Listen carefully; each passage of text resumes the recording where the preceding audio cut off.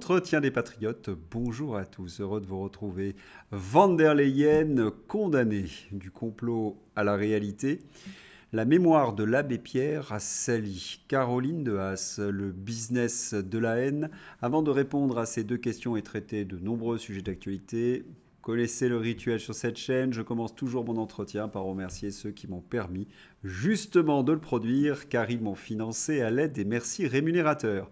Et aujourd'hui sont à l'honneur des fidèles parmi les fidèles, Siffloril, Ambroche France, Crisis, Claudine Voirin, Philippe Bohen, Carrie Bernard, Princesse Parfaite et Dominique Camus. Merci à eux du fond du cœur. Et puis, vous le savez, je tenais à vous remercier pour votre aide indispensable. Oui, il faut aider la réinformation et vous savez comment faire. Un petit pouce levé, la diffusion sur d'autres réseaux sociaux ou l'écriture de gentils messages. On va revenir sur une nouvelle que je vous avais annoncée hier. Bruno Le Maire. Mon but, c'est de mettre la France sous la tutelle du FMI. C'est en bonne voie. Moi, je m'en vais en Suisse. Ciao les mecs et bon courage. L'ironie des réseaux sociaux avait une source sérieuse. Le canard enchaîné. Après 7 ans passés à jouer le banquier du gouvernement, Bruno Le Maire est sur le point de quitter la France, sans même dire Bercy. Selon les infos du Canard, il a même trouvé un point de chute en Suisse, à Lausanne. Il serait professeur à l'école polytechnique. La Tribune ajoutait qu'il avait également trouvé un emploi au World Economic Forum. Eh bien, selon les services de Bercy, tout cela, c'est de la fake news. Regardons de plus près.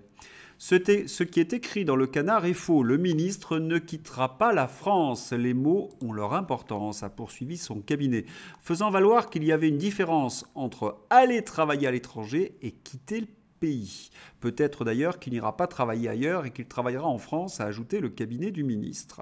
Waouh, ça c'est du démenti. C'est faux, mais enfin, c'est vrai. C'est que Nono le dilaté ira travailler en Suisse, mais en restant en France. Il habitera Ferney-Voltaire, à la frontière. Il fera des allers-retours en TGV, à moins qu'il loue une chambre d'hôtel dans un de ses palaces de Lausanne. Il y a quand même une différence entre aller travailler à l'étranger et quitter le pays, selon le ministère. Oui, rien à dire, cela fait une énorme différence. Il travaillera au World Economic Forum, mais il continuera à habiter en France. Ouf, on est rassuré. Puisque je viens d'évoquer le World Economic Forum, ma transition est toute faite avec Pustula. Oui, Pustula qui vient d'être condamné par la Cour de justice de l'Union européenne. De quoi s'agit-il ?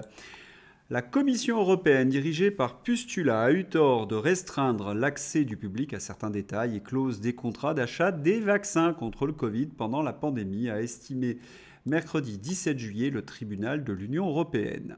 Parmi les irrégularités pointées figure notamment le refus partiel de divulguer les déclarations d'absence de conflit d'intérêts des membres de l'exécutif européen chargés de négocier ces achats avec les laboratoires pharmaceutiques. La Commission n'a pas donné au public un accès suffisamment large au contrat d'achat de vaccins contre la Covid-19, fait valoir dans un communiqué le tribunal établi au Luxembourg. Cette juridiction avait été saisie par un groupe d'eurodéputés et des particuliers.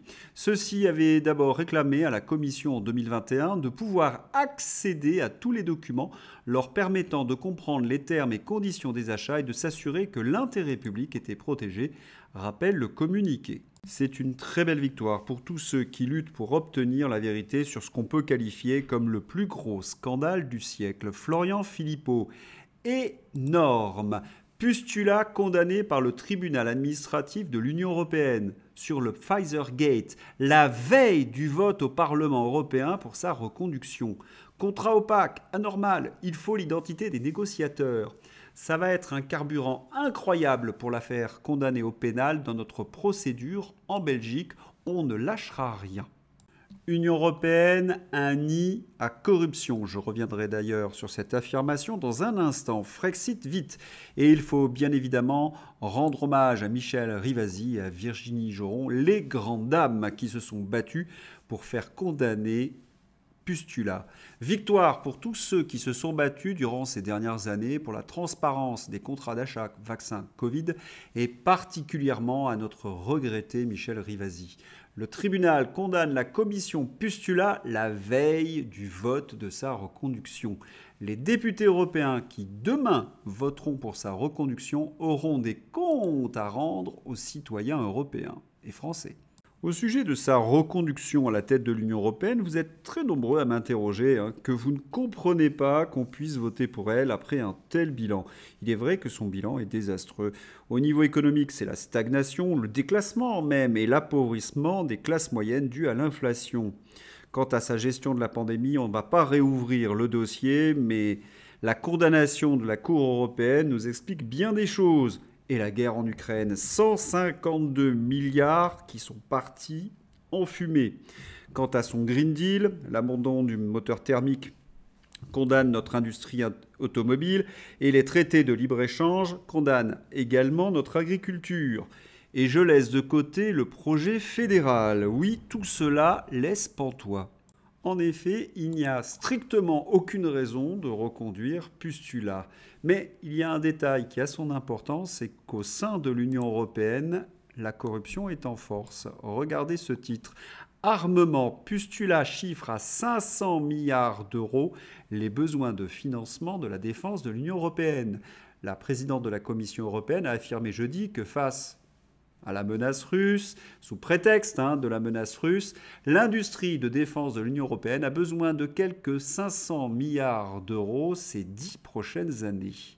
Il est là son atout, un plan de 500 milliards d'euros avec l'industrie d'armement. Vous savez que l'industrie d'armement avec l'industrie pharmaceutique sont les industries reines du pot de vin. Et lorsqu'on sait que 30% des députés sont touchés par la corruption, voilà. Combien de députés, par exemple, se sont élevés pour connaître la vérité sur les contrats Pfizer sur 700 ? Une poignée, et je vous ai montré la photo. Combien ont fait obstruction à la divulgation des contrats Pfizer ? Une majorité. Et combien de députés qui font semblant d'être opposants à Pustula sont, au contraire, son principal soutien ? Tenez, Manon Aubry. À la suite de la décision de la Cour de justice européenne sanctionnant Van der Leyen pour la dissimulation des contrats de vaccins Covid, nous demandons, au nom du groupe Left-Gauche, le report de son élection. La transparence ne se négocie pas, elle doit être le ciment de la démocratie.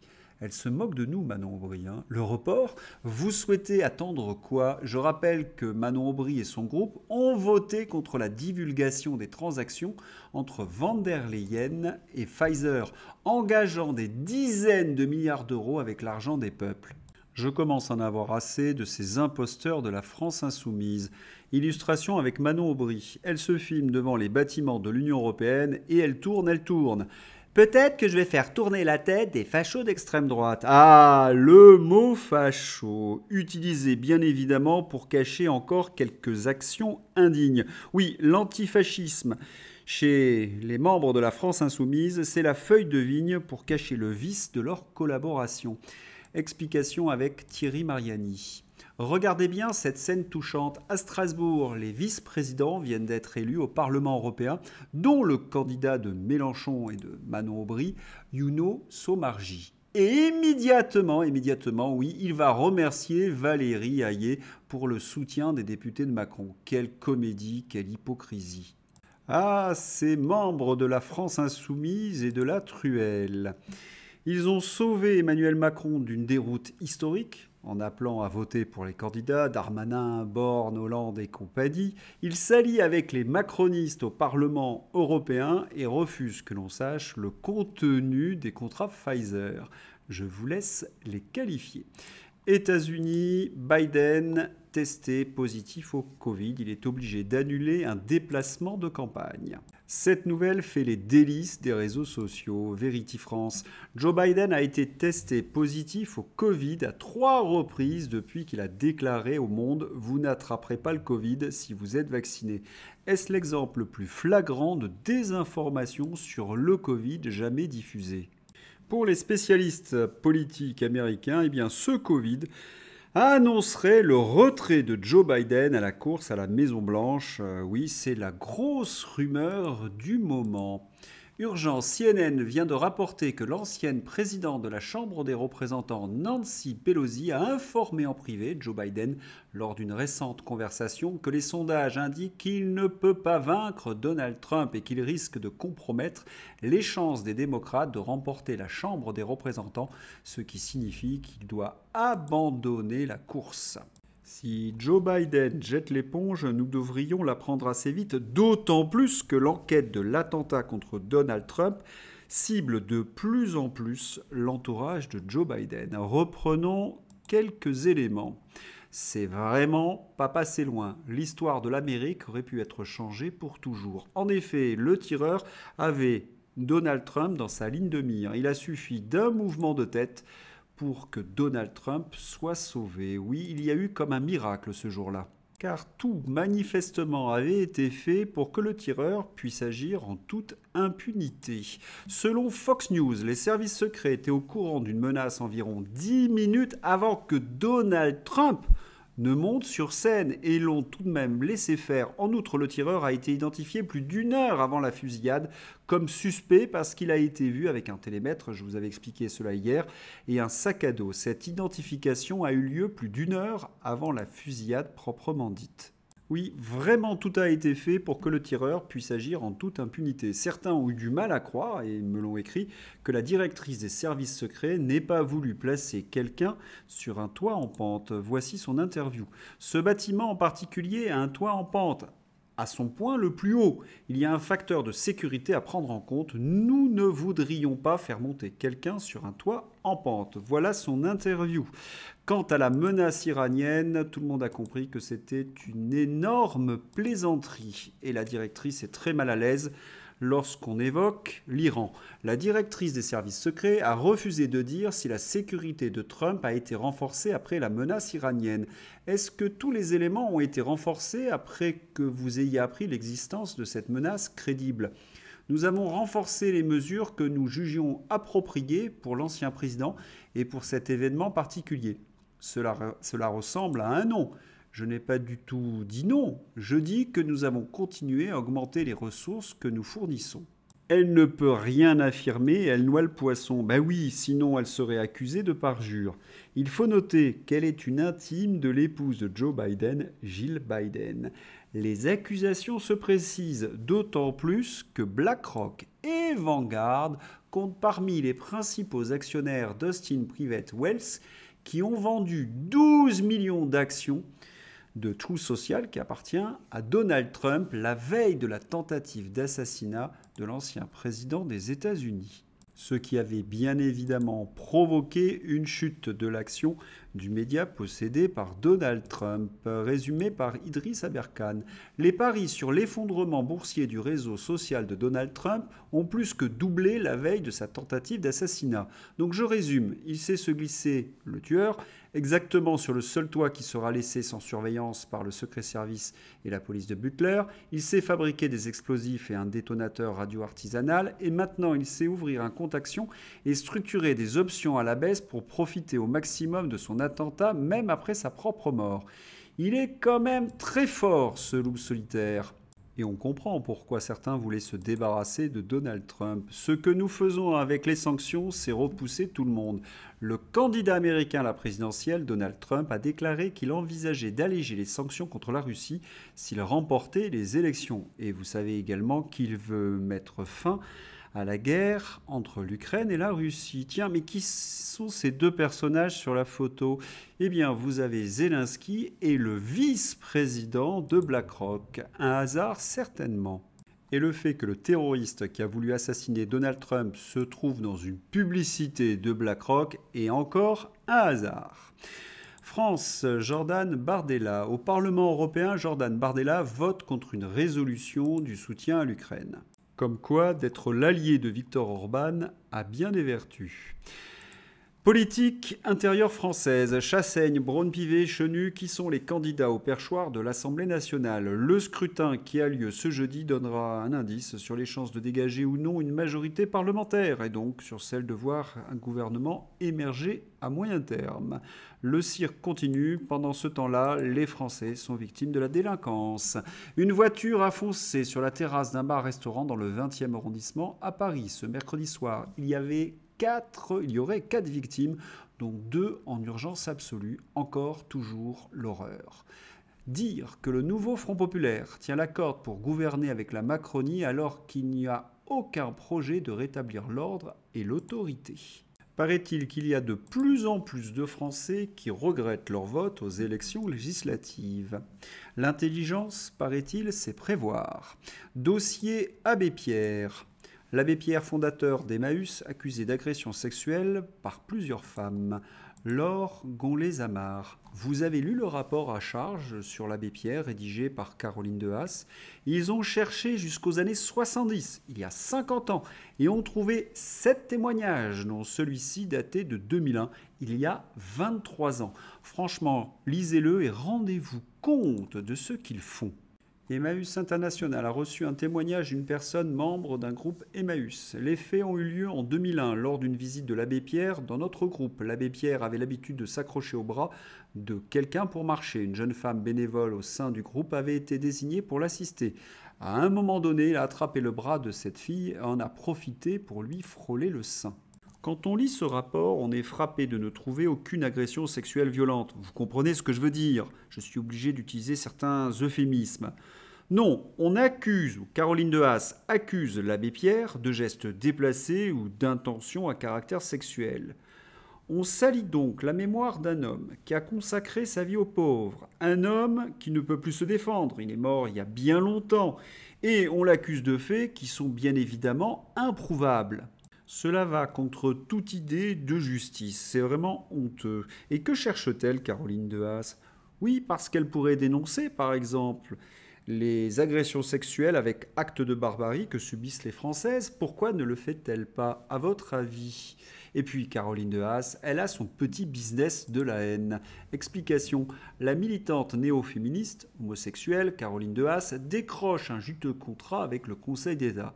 On dépense de l'argent public pour rééduquer tous ces vieux mâles blancs. C'est le wokisme dans les plus hautes sphères de l'État. Ah, le wokisme, on s'attaque à des hommes blancs morts, mais on s'associe avec des gens bien vivants. Grenoble, l'association Nous Toutes de Caroline Dehaas s'associe à l'association islamiste Alliance Citoyenne pour défendre le Burkini. Un DRH d'un grand groupe de télécommunications. On achète le label Caroline Dehaas pour être tranquille.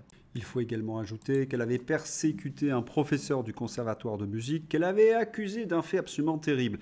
Dans sa salle de classe régnait une ambiance familiale. Vous imaginez, ambiance familiale, le patriarcat.